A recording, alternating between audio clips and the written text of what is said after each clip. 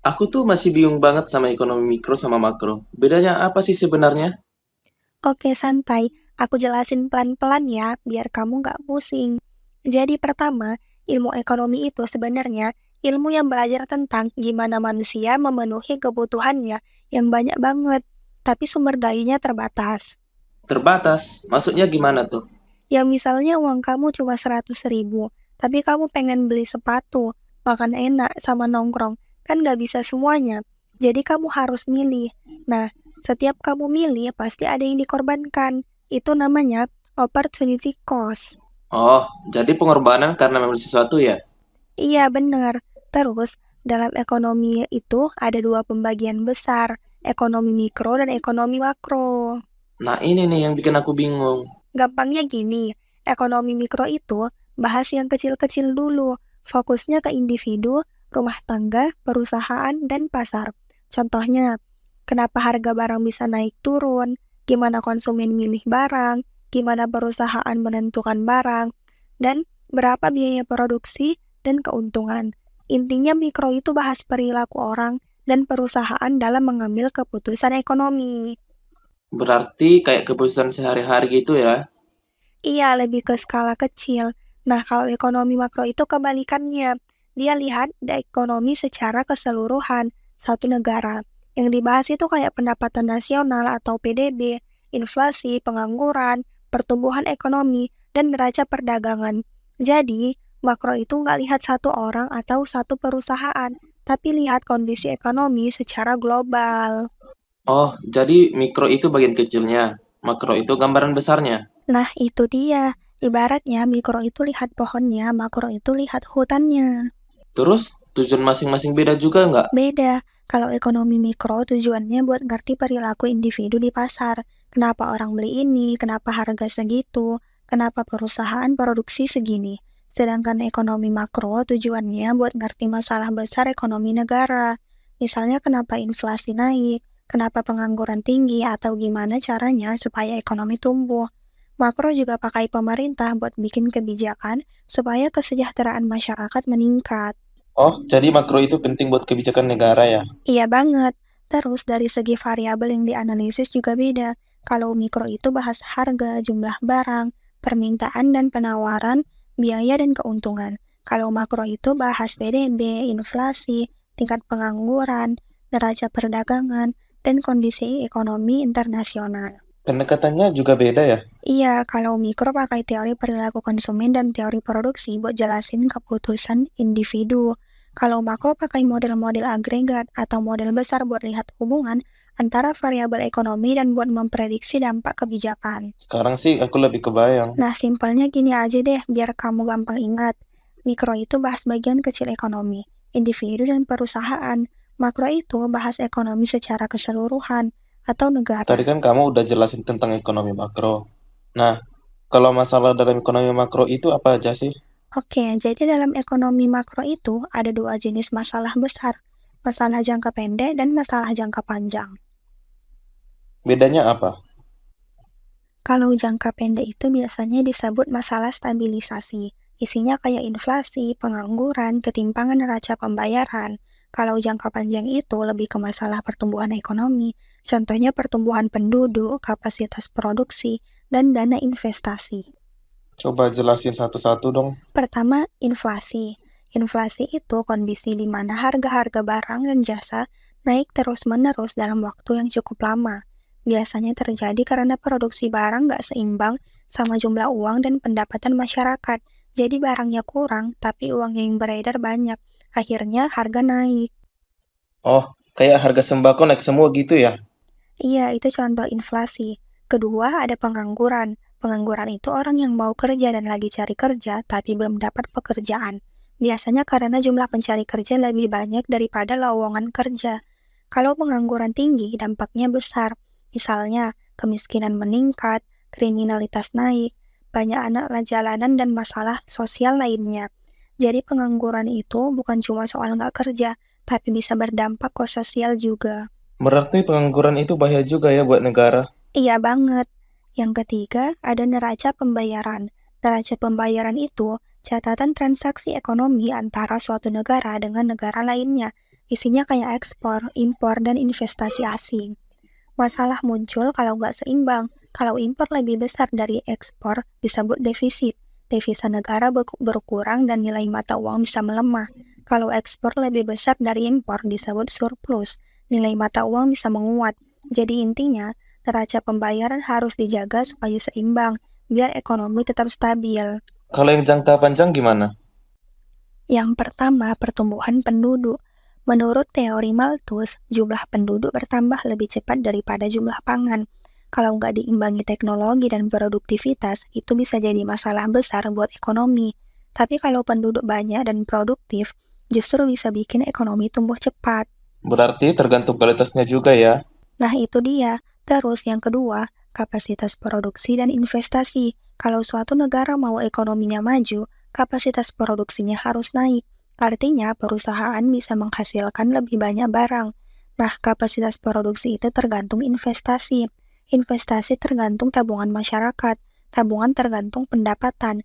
Jadi, kalau mau produksi naik dan investasi naik, tabungan harus naik juga. Tapi tetap harus seimbang sama konsumsi masyarakat. Lumayan juga ya, ternyata masalahnya banyak. Iya, makanya ekonomi makro itu fokusnya ke masalah besar negara. Dan biasanya, semua masalah itu nggak bisa selesai sendiri. Ada peran pemerintah di dalamnya. Oh iya juga ya, aku jadi penasaran, sebenarnya pemerintah itu ngapain aja sih dalam ekonomi?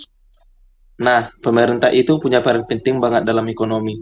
Karena kalau cuma ngandelin mekanisme pasar doang, kadang pasar bisa gagal jalan. Pasar gagal, maksudnya gimana? Jadi gini, pasar itu memang bisa ngatur produksi sama pembagian barang lewat permintaan dan penawaran. Tapi kenyataannya, pasar sering nggak sempurna. Ada yang namanya market failure dan kegagalan pasar. Contohnya kayak apa tuh? Contohnya kayak monopoli. Kalau cuma satu perusahaan yang pegang pasar, dia bisa mengatur harga seenaknya. Terus ada juga dampak negatif dari kegiatan usaha, misalnya pencemaran lingkungan. Oh, jadi pasar itu nggak selalu adil ya? Ya benar, makanya pemerintah harus turun tangan biar ekonomi tetap efisien, merata, dan stabil. Berarti pemerintah itu kayak pengatur gitu. Iya, pemerintah itu bisa dibilang regulator. Dalam hal ekonomi, pemerintah punya tiga fungsi utama. Apa aja tuh fungsinya? Yang pertama fungsi stabilisasi, artinya pemerintah menjaga kestabilan ekonomi. Misalnya biar inflasi nggak tinggi, pengangguran nggak parah, dan kondisi negara tetap aman. Berarti biar ekonomi nggak kacau ya? Nah iya, terus yang kedua fungsi alokasi. Ini maksudnya pemerintah menyediakan barang dan jasa publik yang biasanya nggak disediakan pasar secara maksimal. Barang publik itu kayak apa? Kayak jalan raya, sekolah, lampu jalan, fasilitas kesehatan, telekomunikasi, pokoknya yang dipakai banyak orang. Oh iya iya, kalau itu diserahin ke swasta semua bisa mahal banget.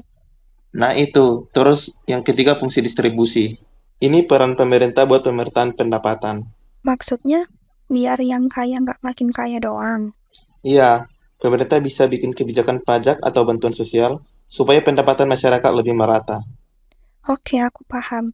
Jadi pemerintah dan pasar itu sebenarnya saling bantu. Betul banget. Pemerintah dan pasar itu bukan saling menggantikan, tapi saling melengkapi. Terus kalau ekonomi makro kan ada tujuan-tujuannya. Itu tujuan utamanya apa aja sih? Tujuan utama ekonomi makro untuk memaksimalkan kesejahteraan masyarakat. Tapi ada tiga tujuan penting yang paling sering dibahas. Apa aja? Pertama, tingkat pengangguran rendah. Kedua, stabilitas harga atau inflasi terkendali. Dan yang ketiga, pertumbuhan ekonomi. Berarti biar masyarakat bisa kerja, harga stabil, dan ekonomi naik terus ya. Nah, itu dia. Selain itu, ada juga tujuan tambahan, kayak pemerataan pendapatan, mengurangi defisit anggaran, menjaga neraca perdagangan, sampai mengurangi polusi. Terus buat mencapai tujuan itu, pemerintah ngapain? Pemerintah punya instrumen kebijakan. Yang paling utama itu ada dua, kebijakan fiskal dan kebijakan moneter. Bedanya apa tuh? Kebijakan fiskal itu kebijakan pemerintah yang berhubungan sama pajak, pengeluaran pemerintah, dan bantuan atau transfer.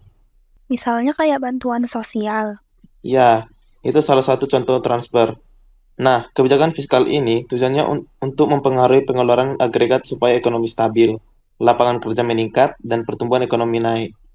Kalau kebijakan moneter, Kalau moneter itu kebijakan dari bank sentral, misalnya Bank Indonesia. Caranya dengan mengatur jumlah uang yang beredar dan tingkat suku bunga. oh, jadi kalau suku bunga naik, orang jadi malas pinjam uang ya? Iya benar, kalau suku bunga naik, pinjaman jadi mahal. Jadi orang lebih hemat.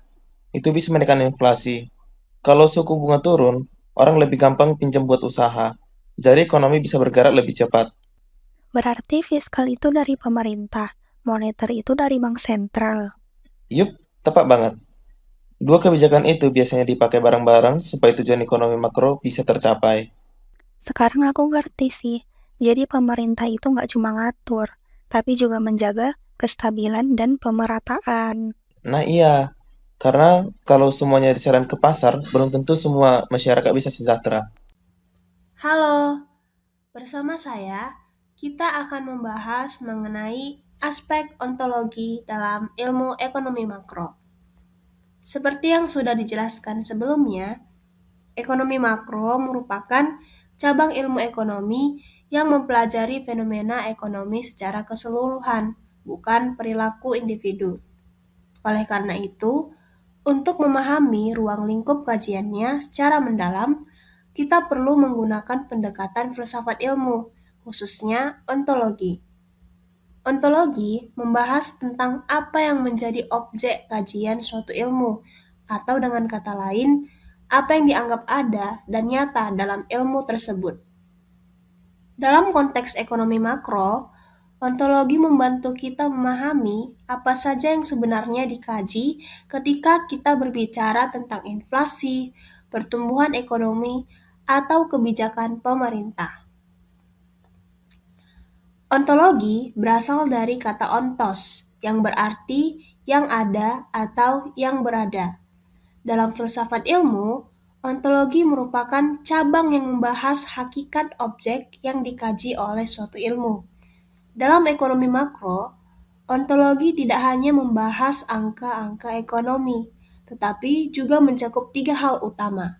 Pertama, objek studi ekonomi makro. Kedua, hubungan antar entitas ekonomi. Dan yang ketiga, struktur serta sifat perekonomian secara keseluruhan.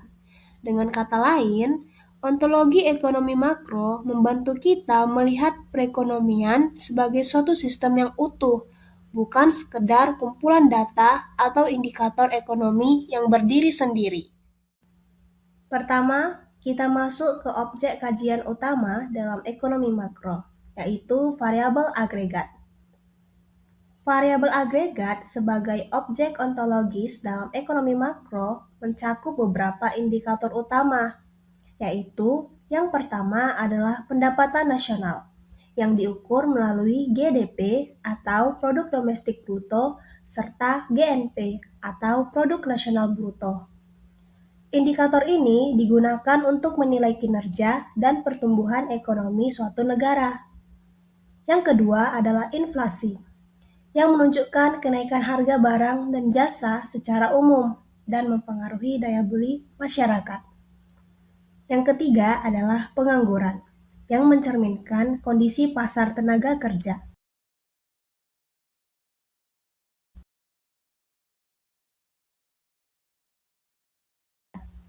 Selain itu, terdapat pertumbuhan ekonomi, stabilitas ekonomi yang meliputi stabilitas harga, nilai tukar, dan sistem keuangan, serta kebijakan pemerintah, baik fiskal maupun moneter. Semua variabel ini merupakan objek kajian utama ekonomi makro karena mencerminkan kondisi ekonomi secara keseluruhan. Variabel agregat digunakan untuk mencerminkan kesehatan ekonomi nasional, stabilitas, dan pertumbuhan ekonomi, serta berbagai permasalahan ekonomi secara menyeluruh. Oleh karena itu, dalam ekonomi makro, fokus analisis lebih diarahkan pada angka-angka nasional yang merepresentasikan kondisi ekonomi suatu negara. Selanjutnya, selain variabel agregat, Aspek ontologi ekonomi makro juga mencakup hubungan antar entitas dalam sistem ekonomi. Entitas utama tersebut meliputi rumah tangga, perusahaan, pemerintah, dan sektor luar negeri. Rumah tangga berperan sebagai konsumen dan penyedia tenaga kerja. Perusahaan berperan dalam produksi dan investasi. Pemerintah menjalankan kebijakan fiskal dan moneter untuk menjaga stabilitas ekonomi. Sementara itu, sektor luar negeri berperan melalui aktivitas ekspor dan impor. Keempat entitas ini saling memengaruhi satu sama lain dan membentuk suatu sistem ekonomi nasional yang dinamis. Perubahan pada satu entitas akan berdampak pada entitas lainnya. Yang terakhir, kita melihat struktur dan sifat perekonomian dalam kajian ekonomi makro. Struktur perekonomian terdiri dari 3 sektor utama, yaitu sektor pertanian, sektor industri, dan sektor jasa. Setiap sektor memiliki peran yang berbeda dalam perekonomian nasional. Perubahan struktur ekonomi, misalnya dari sektor pertanian ke sektor industri dan jasa, mencerminkan tahap pembangunan ekonomi suatu negara. Hal ini menunjukkan bahwa perekonomian bersifat dinamis dan terus berkembang. Oleh karena itu, ekonomi makro tidak hanya mempelajari kondisi ekonomi saat ini, tetapi juga perubahan dan perkembangan ekonomi dalam jangka panjang. Hai, saya Sheila. Yuk lanjut materi berikutnya. Pernahkah kamu membayangkan bagaimana para pembuat kebijakan memahami ekonomi suatu negara? Mereka tidak melihat angka-angka mentah begitu saja. Mereka menggunakan sebuah kerangka berpikir. Itulah yang disebut dengan epistemologi. Dalam ekonomi makro terdapat beberapa aspek epistemologi. Yang pertama yaitu aspek metode dan pendekatan analisisnya. Nah, ini terbagi menjadi dua.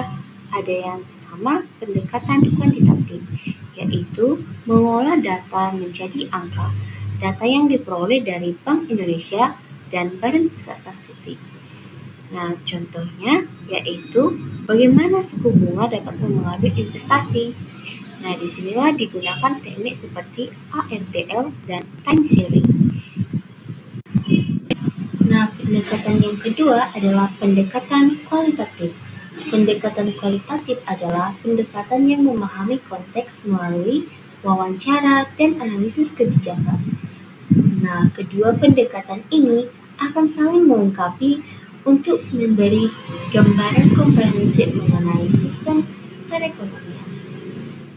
Aspek epistemologi yang kedua adalah model ekonomi.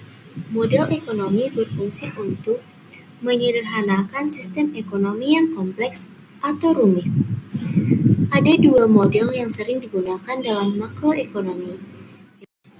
Yang pertama adalah model IS dan LM, yaitu model yang menggambarkan interaksi antara pasar barang dan pasar uang.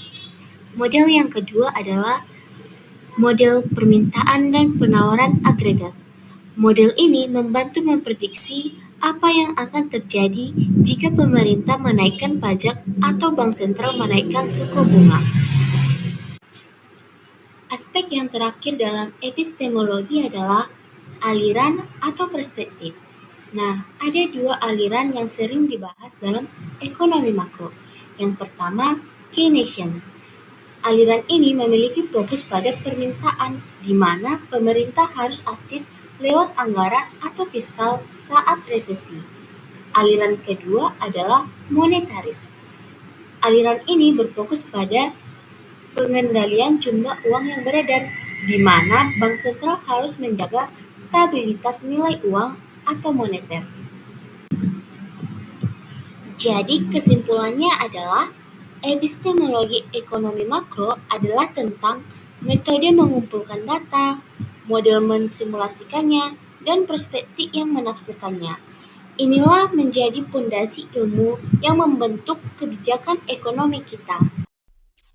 Dan selanjutnya, saya akan menjelaskan materi tentang aspek aksiologi dalam ekonomi makro.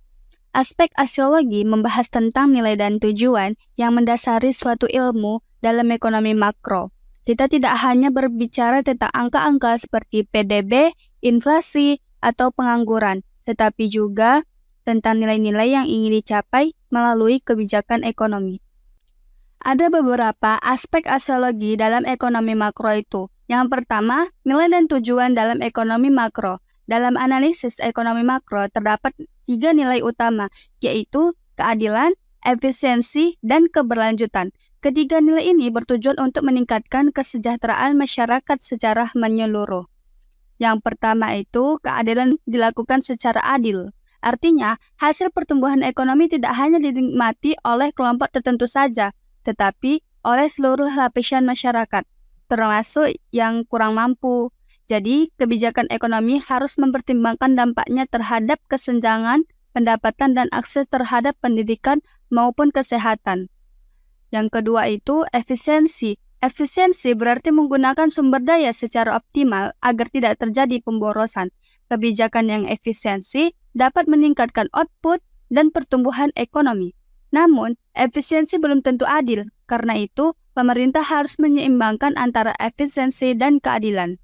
Yang ketiga, keberlanjutan. Keberlanjutan berarti kebijakan ekonomi tidak hanya memikirkan kebutuhan saat ini, tetapi juga masa depan. Kita harus menjaga sumber daya alam dan memperhatikan dampak lingkungan agar generasi mendatang tetap dapat memenuhi kebutuhannya. Bagian yang kedua itu implikasi kebijakan ekonomi terhadap kesejahteraan sosial. Kebijakan ekonomi pemerintah sangat mempengaruhi kesejahteraan masyarakat atau 2 kebijakan utama, yaitu kebijakan fiskal dan kebijakan moneter. Di antaranya itu ada yang pertama itu pengeluaran pemerintah. Pengeluaran untuk pendidikan, kesehatan, dan infrastruktur dapat meningkatkan kualitas hidup masyarakat. Contohnya, pendidikan yang baik dapat meningkatkan keterampilan tenaga kerja dan mengurangi kemiskinan. Yang kedua itu perpajakan. Pajak yang bersikap progresif membantu mengurangi kesenjangan pendapatan. Orang yang berpenghasilan tinggi membayar pajak lebih besar dan hasilnya digunakan untuk membantu masyarakat yang kurang mampu. Dan yang ketiga itu kebijakan moneter. Kebijakan moneter itu seperti pengaturan suku bunga, bertujuan menjaga stabilitas harga dan mengurangi pengangguran. Namun kebijakan ini juga harus berhati-hati karena dapat berdampak berbeda pada setiap kelompok masyarakat. Bagian yang terakhir itu tentang keseimbangan pertumbuhan dan kesenjangan sosial. Pertumbuhan ekonomi memang penting, tetapi tidak selalu menjamin kesejahteraan merata. Jika tidak diimbangi kebijakan yang adil, pertumbuhan justru bisa memperlebar kesenjangan sosial. Dan yang pertama itu pertumbuhan inklusif. Pertumbuhan harus melibatkan semua lapisan masyarakat, UMKM harus didukung. Dan masyarakat perlu diberikan pelatihan serta pendidikan agar bisa ikut berkembang. Yang kedua itu kebijakan redistributif. Pemerintah perlu menerapkan pajak progresif dan bantuan sosial untuk mengurangi kesenjangan. Hal ini menciptakan masyarakat yang lebih stabil dan adil. Yang ketiga itu investasi dalam kualitas hidup. Selain fokus pada angka pertumbuhan, pemerintah juga harus memperhatikan kualitas hidup seperti pendidikan, kesehatan, dan layanan sosial. Ketika kebutuhan dasar terpenuhi, masyarakat akan lebih produktif dan sejahtera.